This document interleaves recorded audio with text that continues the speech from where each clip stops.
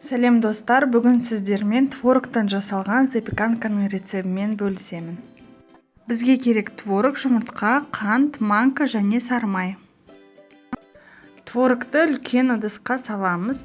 Оның үстіне манканы, сары майды, қантты және жұмыртқаның сарысын қосып араластырамыз.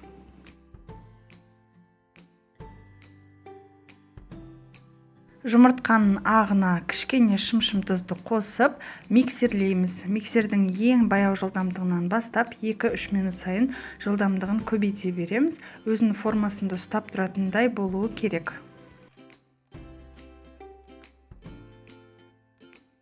Жұмыртқаның ағын қосып, жоғарыдан төмен қарай араластырамыз.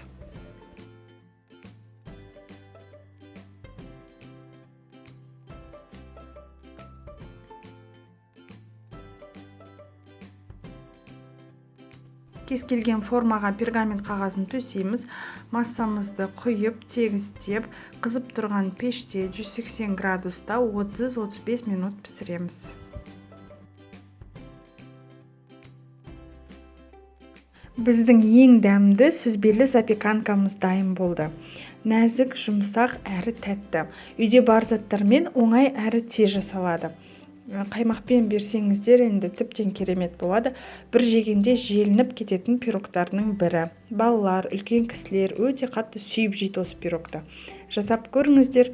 Лайк, подписка ұмытпаңыздар. Көп рахмет.